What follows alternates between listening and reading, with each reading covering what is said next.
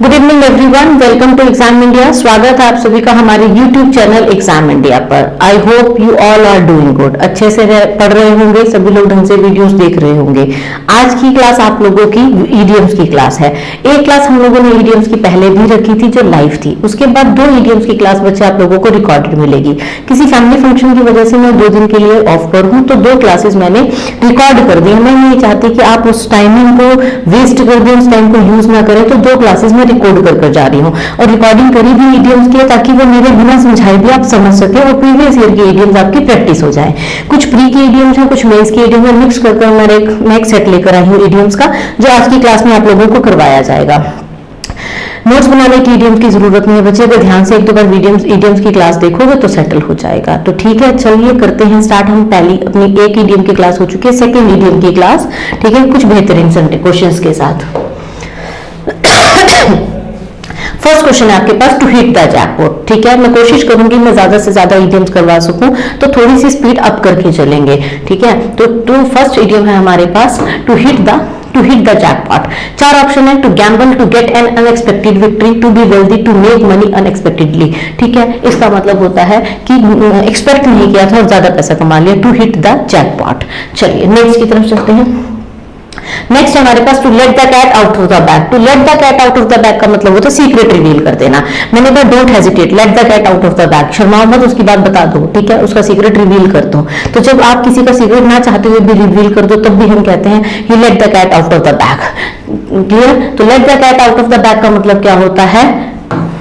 To tell a secret without intending to do so, कि चाह नहीं रहे थे बट हो गया। To let the cat out of the bag. चलिए next, to pay off old scores. To pay off old score, मेरे बताने तक अपना ऑप्शन सोच लिया करो और फिर उस ऑप्शन को मैच कर लिया करो। 4 ऑप्शन है, to have one's revenge, to settle a dispute, to repay the old loan, none of this. अगर इनमें से कोई भी नहीं है तो डी ऑप्शन होगा, बट इसका मतलब होता है टू हैव वंस रिवेंज, बदला लेना। To pay off old scores. चलिए next, a cook and bull story. Cook and bull story. Cook and bull story का मतलब होता है बच्चे फैब्रिकेटेड स्टोरी, मनगढ़ंत कहानी, जो थी नहीं। आपने किसी वजह से कोई फंक्शन मिस कर दिया, आपकी फैमिली ने पूछा आप क्यों नहीं आए, आपने कोई कहानी बना दी। आपने किसी वजह से क्लास मिस कर दी, टीचर ने पूछा क्यों नहीं आए, आपने कोई कहानी बना दी। तो उसका मतलब होता है फुलिश और कंकॉक्टेड स्टोरी, बनाई गई कहानी जो सच नहीं थी, जो आपने खुद क्रिएट करी, फैब्रिकेटेड। ठीक है, option 4th।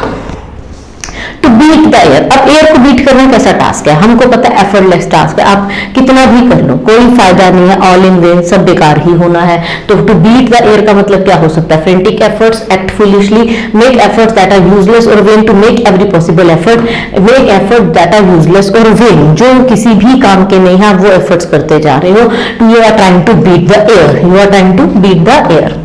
Next, to be a good Samaritan. To be a good Samaritan का मतलब होता है चैरिटेबल होना, जेनरस होना, फिलैंथ्रोपिस्ट टाइप ऑफ होना, लोगों की मदद करना।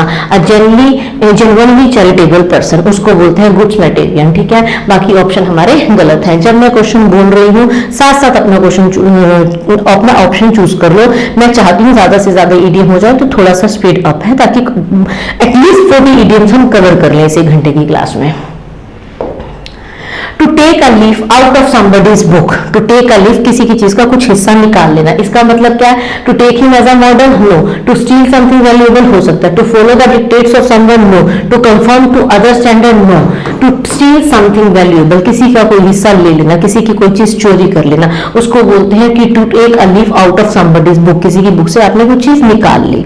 ठीक है, चलिए next, to set the Thames on fire. सोचो एक बार क्या हो सकता है, to set the Thames on fire. 4 option है आपके पास, to do something remarkable, to try to do impossible, to burn something to ashes, to find iconical remarks. क्या ऑप्शन हो सकता है, जल्दी से बताइए। टू डू समथिंग रिमार्केबल, कुछ ऐसा करना जो यादगार रहे। You set the flames, you set the Thames on fire, you set the Thames on fire.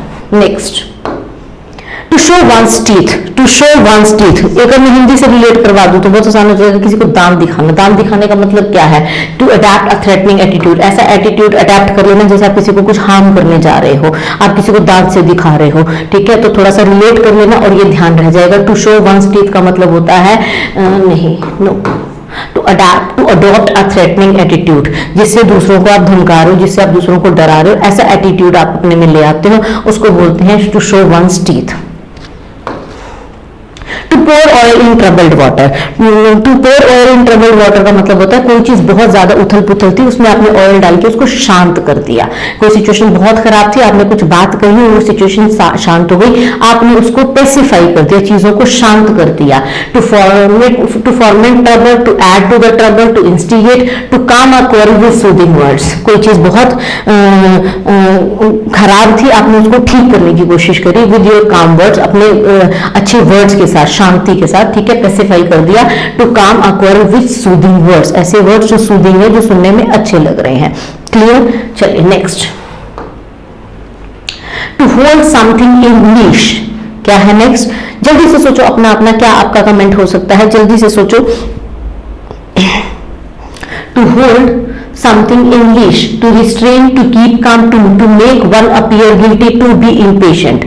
क्या हो सकता है? किसी को होल्ड कर लेना। लीश मतलब क्या होता है, सबको पता होगा। लीश से होल्ड कर लेना, किसी को रिस्ट्रेन कर लेना, कंट्रोल में ले लेना, किसी को रिस्ट्रेन कर लेना। बहुत ही कम टाइम में हमने 10 ज़्यादा इडियम्स कर ली हैं, आसान इडियम्स है, बहुत ज्यादा ऑप्शन भी नहीं पढ़ने पड़ रहे, मीनिंग से भी क्लियर हो रहा है, और बच्चे फैब्रिकेटेड नहीं है, बनाया नहीं हुआ, प्रीवियस ईयर का स्टफ है, तो समझो एग्जाम इतना मुश्किल नहीं होता, आपको लगता है, क्योंकि आप तैयारी के साथ नहीं उतरते हो। तो तैयारी करो अच्छे से, और इनके नोट्स मत बनाओ, जस्ट इनको गो थ्रू करो। Next, all agog. All agog का मतलब क्या होता है? Amazed, defend, restless, to be inconsistent, to be inconsistent. चलो जल्दी से बताइए आप लोग क्या होगा इसका मीनिंग, सोचिए जरा।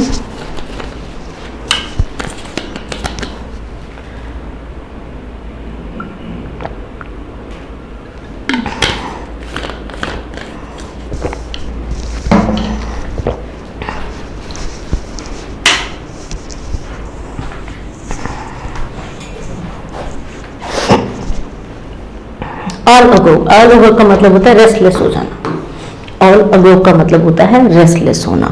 चलिए next, to frame a person, to make one appear guilty, to praise someone, to take revenge with someone, to befool someone. किसी की तारीफ करना, किसी से बदला लेना, किसी को बेवकूफ बनाना, या किसी को गिल्टी फील कराना। To make one appear guilty, ठीक है। टू फ्रेम अ पर्सन का मतलब होता है to make one appear guilty. Clear है? नेक्स्ट की तरफ चलते हैं। टू कैच अ टार्टर, कई बार आया हुआ है, बार बार आया हुआ है। To catch a Tartar, to catch a Tartar का क्या मतलब हो सकता है? To trap a wanted criminal with great difficulty, to catch a fish, to deal with someone और something that proves unexpectedly troublesome और powerful, to meet a disaster. इनमें से क्या ऑप्शन हो सकता है? चलिए जल्दी से बताइए। टू कैच अ टार्टर, क्या मीनिंग हो सकता है टू कैच अ टार्टर का? सोचिए आपका क्या ऑप्शन होगा, A B C O D. अगर आपका ऑप्शन सी है तो आपका सही है, अदरवाइज गलत है। और एक चीज और भी करनी है, जितनी भी इडियम्स है, कोशिश है 40 इडियम्स करवा कर जाऊं आज की क्लास में। 40 में से आप लोगों ने कमेंट बॉक्स में बताना है, क्योंकि लाइव तो हूं नहीं मैं, तो कमेंट बॉक्स में बताना है कितनी इडियम्स आपकी सही रही थी, ठीक है। चलिए नेक्स्ट,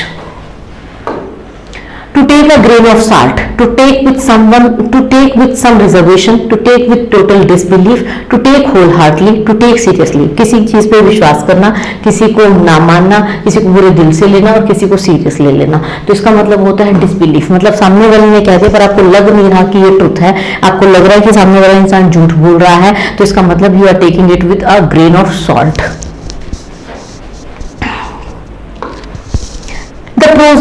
प्रोज एंड कॉन्स का मतलब क्या होता है? एडवांटेज और डिसएडवांटेज। तो देख लेते हैं। For and against a thing, foul and fair, good and evil, farmer और लेटर, ठीक है। अब इसमें से क्या आ सकता है? फॉर एंड अगेंस्ट, कि उसके फेवर में और उसके अगेंस्ट, एडवांटेज और डिसएडवांटेज, तो ऑप्शन ए हो गया। फॉर्मर का मतलब होता है फर्स्ट ऑफ द टू, दोनों में से पहले वाला। लेटर का मतलब होता है सेकंड ऑफ द टू, दोनों में से जब आप दूसरे वाले को रेफर करते हो उसके लिए हम यूज करते हैं लेटर, ठीक है। तो प्रोज एंड कॉन्स का मतलब क्या हो गया? एडवांटेज और डिसएडवांटेज, किसी चीज के फेवर में और किसी चीज के against. Option A is the correct one. To make a clean breast of, चलिए जल्दी से बताइए। To gain prominence, to to praise oneself, to confess without reserve, to destroy before it blooms, किसी चीज के खिलने से पहले ही उसको डिस्ट्रॉय कर देना। Which one will be the correct option, जल्दी से कमेंट कीजिए।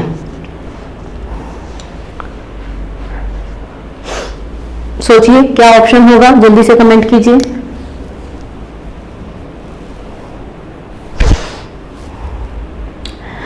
अब इसका मतलब होता है to make a clean breast of, इसका मतलब होता है आपने अपने अंदर कुछ होल्ड नहीं रखा, आपके मन में जो भी था आपने सब वो बोल दिया, कन्फेस कर दिया, बता दिया सामने वाले को, आपने अपने मन में कुछ नहीं रखा, आपने अपना मन हल्का कर लिया।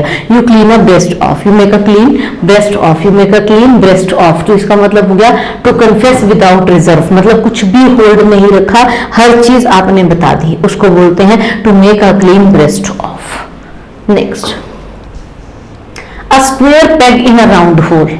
अब हमने देखो यहाँ पे लिखा राउंड और यहाँ लिखा स्क्वायर, इसका मतलब दो अलग अलग सिचुएशन दे दी हमने, एक शेप स्क्वायर है और एक राउंड है। इसका मतलब कि a man of importance, someone who is uncomfortable और who does not belong in a particular situation, a good bargain, to face stiff competition. तो इसका मतलब होगा बच्चे ये कि जिस जगह पर आप फिट नहीं आ रहे, आपका उस जगह पर होना। स्क्वायर और राउंड दोनों अलग अलग हैं, दोनों को एक साथ डाल दिया, मतलब दो ऐसी सिचुएशन जो एक दूसरे को बिलोंग नहीं करती हैं, जिसमें आप अनकंफर्टेबल हो। तो उसका मतलब होगा समवन हु इज अनकंफर्टेबल और who does not belong in a particular situation. अगर आप राउंड हो तो आप स्क्वायर में फिट नहीं होगे, स्क्वायर हो तो राउंड में फिट नहीं होगे, तो जिस जगह से आप बिलोंग नहीं करते। Next, to keep the ball rolling, to keep the ball rolling, अगर टू कीप लगा रहे हो तो इट मीन्स कंटिन्यूएशन को कहीं ना कहीं शो कर रहे होंगे। To earn more and more, to work constantly, to make the progress of a project plan etcetera, to make the best use of. To keep the ball rolling का मतलब होता है to maintain the progress of a project and plan, ठीक है, उसको maintain करते जा रहे हो। कीप मतलब मेंटेन करना ही होता है। Next, the board of directors meeting ended in smoke, तो यहां पे हमें किसका बताना है, एंडेड इन स्मोक। क्या मतलब है, to catch fire, no ending, to give no practical result और टू फॉल। तो एंडेड इन स्मोक का मतलब होता है वेस्ट गया, कोई मेहनत फायदा नहीं लाई। To give no practical result, आपने जो भी किया ऑल इन विन, व्यर्थ हो गया, कोई फायदा नहीं हुआ, कोई प्रैक्टिकल उसका कोई रिजल्ट नहीं आया, तो हम बोलते हैं दे एंडेड इन स्मोक, ठीक है, कोई भी चीज का उसका फायदा नहीं हुआ, कोई प्रैक्टिकल रिजल्ट नहीं निकल कर आया। He choose the life partner of his own accord, of his own accord, accord मतलब होता है सहमति, वैसे एग्रीमेंट होता है।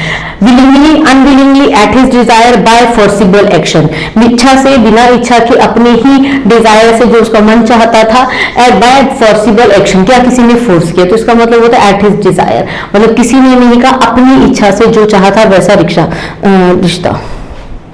चलिए नेक्स्ट बताइए, most of the villagers are still in a fool's paradise, तो आपको यहां पे बताना है फूल्स पैराडाइज। जल्दी से बताइए क्या ऑप्शन होगा, सोचिए क्या ऑप्शन हो सकता है।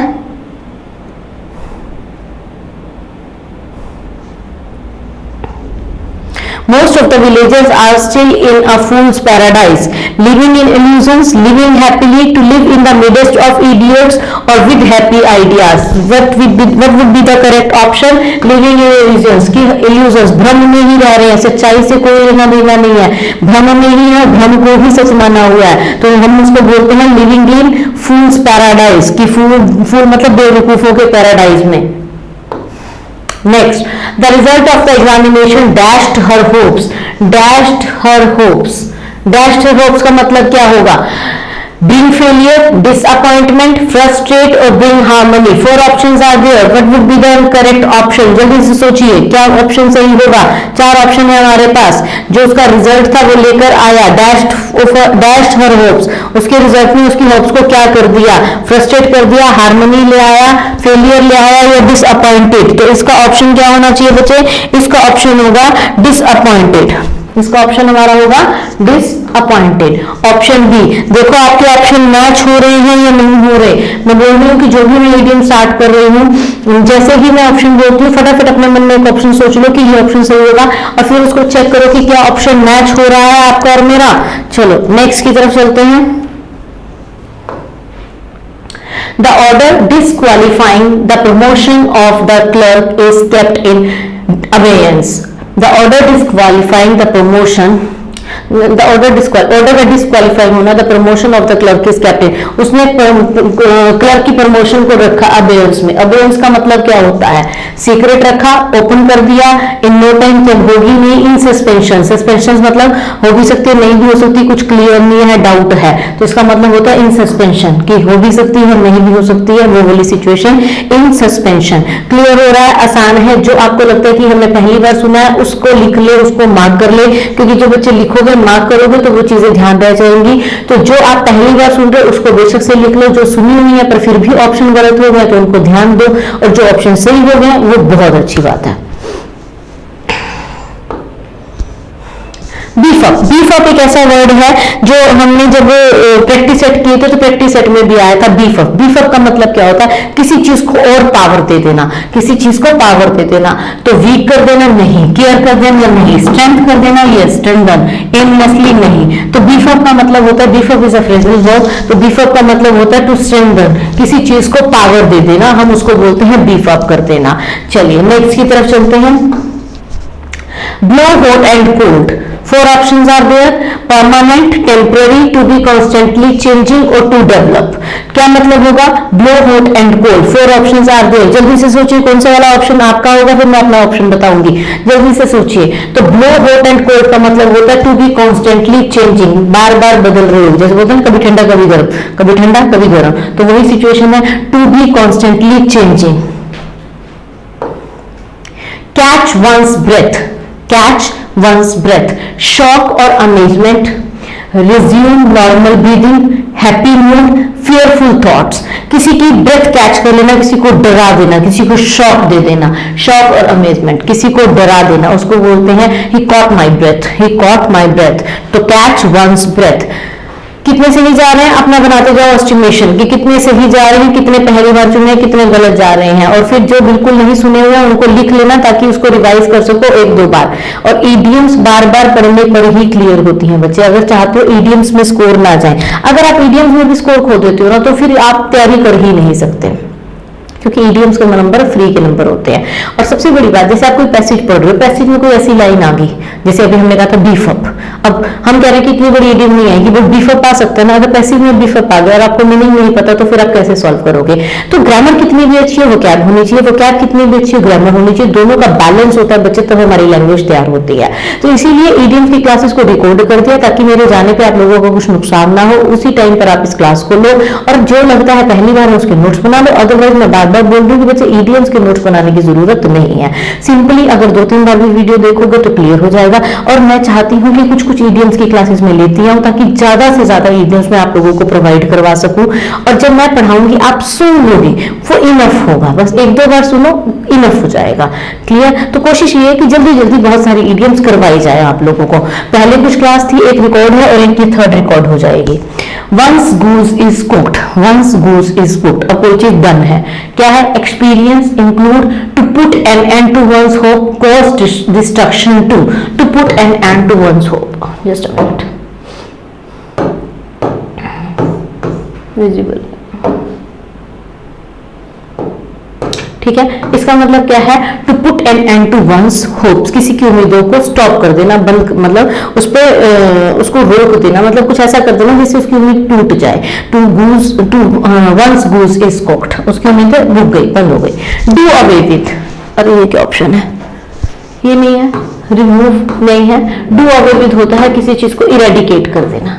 डू अवे का मतलब होता है किसी चीज को दूर कर देना, गेट रिड ऑफ, इरेडिकेट, हटा देना। To wrangle over an ass shadow, to wrangle over an ass shadow, and we have 4 options, which are to act in a foolish way, to quarrel over trifles, to waste on petty things, to do something funny। अब मैं चाहती हूँ बच्चे पहले आप सोचो कि आपके लिए क्या ऑप्शन होगा, फिर मैं अपना ऑप्शन बताऊंगी। मैं फिर पानी पीती हूँ, आप लोग सोचो।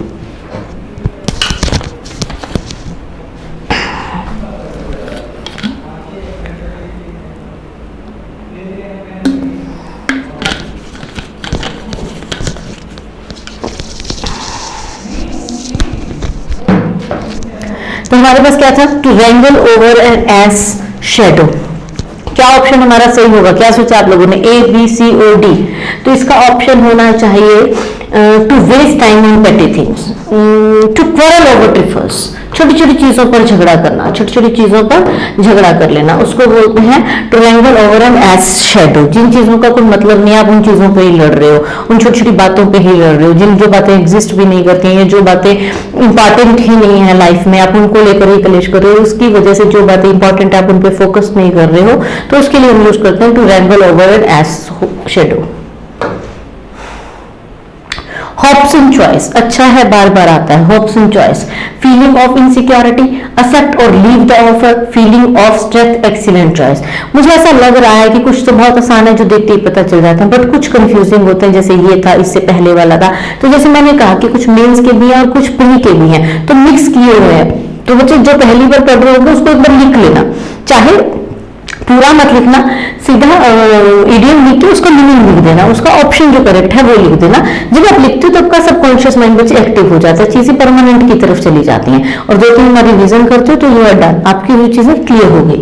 तो क्या होगा hopes and choice? Hopes and choice का मतलब होता है फीलिंग ऑफ इनसिक्योरिटी, एक्सेप्ट और leave the offer, feeling of strength, excellent choice. 4 option है, चलिए जल्दी से सोचिए आपका क्या ऑप्शन सही होगा। तो इसका ऑप्शन होगा एक्सेप्ट और लीव द ऑफर।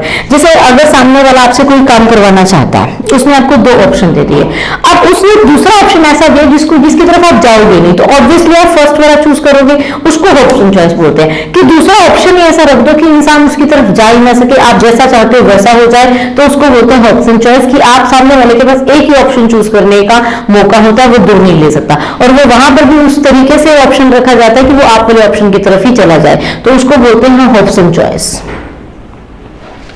चलिए next, to talk through one's hat, to talk through one's hat, to speak fluently, to talk nonsense, to talk wisdom, to speak at random. क्या होगा option? Speak fluently, talk nonsense, talk wisdom, to talk at random, to talk nonsense, to talk through one's hat का मतलब होता है बच्चे to talk nonsense, to talk nonsense। Clear है यहां तक? करें नेक्स्ट, चलिए। To snap one's finger, to speak abruptly, to accept immediately, to grasp eagerly, to become contemptuous of। Speak abruptly, to accept immediately, to grasp eagerly, to become contemptuous of। contemptuous क्या meaning होगा इसका? इसका मतलब होता है बच्चे कहीं ना कहीं किसी का डिसरिगार्ड करना, ठीक है, किसी की इंसल्ट करना, किसी का डिसरिगार्ड करना, किसी की इंसल्ट करना। कॉन्सेप्चुअस, कॉन्टेम्पचुअस, कॉन्टेम्पचुअस का मीनिंग होता है किसी, जैसे क्या होता है, हम लोग किसी रेस्टोरेंट्स में जाते हैं तो बुलाने का तरीका होता है आप ऐसे ऐसे करके अगर किसी को बुला रहे हो, जब हम ऐसे ऐसे करते हैं तो उसको बोलते हैं टू स्नैप वंस फिंगर, मतलब उंगलियों से आवाज निकालकर, उंगलियों से बुलाकर, किसी को रिस्पेक्ट ना देकर ऐसे ऐसे करके बुलाना, तो उसको हम बोलते हैं टू स्नैप वंस फिंगर। तो यही ऑप्शन हमारा सही हो जाएगा, डी। समझ आया? चलिए नेक्स्ट की तरफ चलते हैं। To take the bull by the horns, आज ही मैंने क्लास में करवाया है, to take the bull by the horns, to punish a person severely for his ignorance, to grapple courageously with difficulty that lies in our way, to handle it by fear's attack, to bypass the legal progress and take action according to one's own whims। whims मतलब होता है, whims का मतलब कैसे, whims का मतलब होता है जैसे अपनी ही चीजें बना के रखना, जैसे कुछ लोग whimsical होते हैं, whimsical का मतलब सनकी कह सकते हैं, सनकी किस्म के लोग होते हैं, तो हम उसको बोलते हैं whims, सनक, ठीक है। तो कुछ लोगों की अपनी ही सनक होती है, अपने दिमाग में चीजें सोची होती है, वो उसके अकॉर्डिंग ही एक्ट करते हैं। तो बताइए 4 ऑप्शन है, कौन सा ऑप्शन आप लोगों ने चूज किया है? ऑप्शन इस बार थोड़े से बड़े से हैं, तो बताइए कौन सा ऑप्शन आप लोगों ने चूज किया है? To take the bull by horns, to punish a person severely for his ignorance, ठीक है, to grapple courageously with difficulty that lies in our way, to handle it by fierce attack. To take the bull by the horns का मतलब क्या है कि अगर एक bull है आप उसको हॉर्न से पकड़ लो तो कितने फियर्स होंगे आप, मतलब वो कितना डिफिकल्ट और चैलेंजिंग सिचुएशन है जो आप उसको फेस कर रहे हो।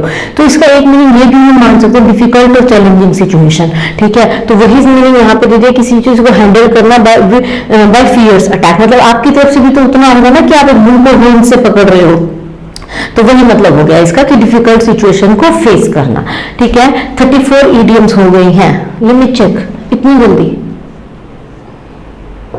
कोई नंबर तो नहीं गलत हुआ?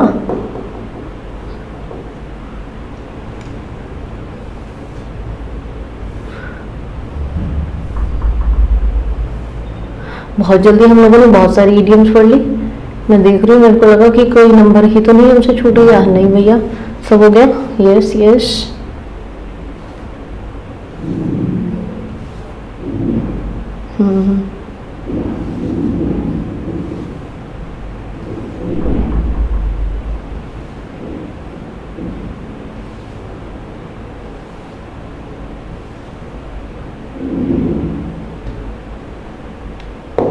चल 34 हो गई। मैं चेक कर रही थी, बहुत जल्दी बहुत सारी इडियम्स कर ली, मुझे लग रहा है कोई छूटी ना गई हो, ठीक है, सारी कर ली हमने। और अब हम आ गए हैं 35 पे, 34 इडियम्स हम कर चुके हैं। टू बी इन अबेंस, अबेंस अभी हमने कहा था इन सस्पेंशन, दुविधा में होना, ठीक है, सस्पेंशन, ठीक है, इसको आप सस्पेंशन ही मानना कि दुविधा में होना। टू बी इन सस्पेंशन कि क्या सही है और क्या गलत है। To cast pearls before a swine, जैसे किसी मूर्ख को ज्ञान देना। To cast pearls before a swine, किसी मूर्ख को ज्ञान देना। अब अगर आप किसी मूर्ख इंसान को ज्ञान दे रहे हो तो आपको क्या लगता है कि आपका ज्ञान उस पर जा रहा है? जी नहीं, फॉल फ्लैट, कोई फर्क नहीं पड़ रहा, उसको वही करना है जो उसको करना है। तो ऐसे ही किसी इंसान को, जैसे कोई इंसान है वो बहुत केयरलेस है और आपने उसको बहुत डेलिकेट सी चीज दे दी, वो उसको अप्रिशिएट भी नहीं करेगा क्योंकि उसको पता है उसके बस का नहीं है। तो cast pearls before a swine का मतलब होता है किसी ऐसे इंसान को कुछ ऐसा दे देना जिसकी उसको कोई कदर नहीं है। क्योंकि कदर कब होती है? जब आपको चीज की जरूरत होती है। अगर आपको बिना मांगे मिल गई, बिना जरूरत की मिल गई, तो आपको उसकी वैल्यू नहीं होगी। जैसे आप लोग तैयारी कर रहे हो, तैयारी करके आप लोग जब सिलेक्शन होगे तो वो बहुत वैल्यूएबल चीज होगी क्योंकि आपने उसमें बहुत टाइम इन्वेस्ट किया। पर कुछ लोग ऐसे भी होते हैं जो 6-7 महीने, साल में सिलेक्शन मिलते हैं, शायद वो उतनी वैल्यू नहीं करते, पर उनसे कम ऐसा नहीं कि वैल्यू नहीं करते होंगे, बट उनसे कम करते हैं। कई बार बच्चे 2-2, 3-3 साल मेहनत करते हैं और ज्यादातर बच्चे उसी कैटेगरी में चले जाते हैं जिनको मेहनत करते हुए बहुत टाइम हो जाता है। तो जब आप कोई चीज बहुत मेहनत से करते हो और वो आपको मिलती है बच्चे, तो उसकी बहुत वैल्यू होती है क्योंकि आपने उसके पीछे आपका बहुत हार्ड वर्क होता है। बट कुछ लोग ऐसे होते हैं जिनकी लाइफ में परमात्मा उन्हें बहुत कुछ दे देता है, जिनकी उनको वैल्यू नहीं होती, वो उनको अप्रिशिएट नहीं करते, और ये भी कह सकते हैं उनको रेंटिंग की आदत होती है, वो हर टाइम रो ही रहे होते हैं, ये भी नहीं है, ये भी नहीं है, इंस्टेड ऑफ कि क्या है। तो वही वैसा ही इडियम है, to spend recklessly, no. To spend a lot of money on the upkeep of domestic hopes, no. To waste money over trifles, no. To offer to a person a thing which he cannot appreciate, which he don't appreciate, ऐसी चीज किसी को देना जिसकी उनको कदर नहीं है, ठीक है, उसको हम कहेंगे to cast pearls before the swine, before a swine. Next. There is no hard and fast rule for admission to this college. Hard and fast rules बहुत ज्यादा, बहुत बोलने वाले टर्म में यूज होता है कि हमारे इंस्टीट्यूट का कोई हार्ड एंड फास्ट रूल नहीं है। हार्ड एंड फास्ट रूल का मतलब इजी, लीनियंट, स्ट्रिक्ट और फिक्स्ड, मतलब कोई ऐसा फिक्स्ड नहीं है, ठीक है। हम लोग फ्लेक्सिबल है, चीजें ऊपर नीचे हो जाती है, कोई हार्ड एंड फास्ट रूल नहीं है। जैसे हम कोई गेम खेल रहे हैं तो इस गेम पे कोई हार्ड एंड फास्ट रूल नहीं है। हार्ड एंड फास्ट का मतलब स्ट्रिक्ट और फिक्स्ड रूल नहीं है, चीजें जैसे फ्लेक्सिबल होंगी हम लोग चीजों को स्विच कर सकते हैं, ठीक है। तो there are no hard and fast rule for admission to this college. Their attempt to get back the stolen necklace proved to be a wild goose chase. Wild goose chase. Effort ऐसा जो futile हो गया, बेकार हो गया. Useless search, delayed action, wise decision, timely action. Useless search, futile effort, जिसका कोई result नहीं आया. futile effort, a wild goose chase बोलते हैं उसको. Unless you grease his palms, he will not do your work। ये बहुत ही आसान है, फटाफट से सोचो आपका क्या ऑप्शन होगा। 4 ऑप्शन है, talk to him, flatter him, beat him, bribe him. बहुत ही आसान है, जल्दी से सोचो which option will be the correct one. आपके अकॉर्डिंग क्या ऑप्शन करेक्ट होगा? टॉक करना, फ्लैटर करना, बीट करना, ब्राइब करना। ग्रीज द पाम, ब्राइब करना किसी को। ग्रीज द पाम का मतलब क्या होता है? किसी को ब्राइब करना। चलिए नेक्स्ट क्वेश्चन की तरफ चलते हैं। She could never measure up to her parent expectation। Her parent भी हो सकता है, क्या पता एक को, तो पेरेंट हो गया। Parent expectation. Reach the level, work as hard, assess the amount, increase her height, increase to her height, बताइए कौन सा ऑप्शन सही होगा? जल्दी से सोचिए, अपना ऑप्शन मैच करेंगे फिर हम लोग। जल्दी से बताइए आप लोग सोचिए कि क्या ऑप्शन आपके हिसाब से सही होगा। She could never major up. Major up का मतलब क्या होता है? उतनी मेहनत ना करना जितनी एक्सपेक्टेड हो। वर्क एज हार्ड, ठीक है। बाकी ऑप्शन हमारे क्या हो गए? गलत हो गए। तो इसका मतलब क्या हो गया? Work as hard. चलिए नेक्स्ट क्वेश्चन की तरफ चलते हैं। His position in the company was on the brink of disaster। brink of a disaster। brink of disaster का मतलब क्या होता है? At the top,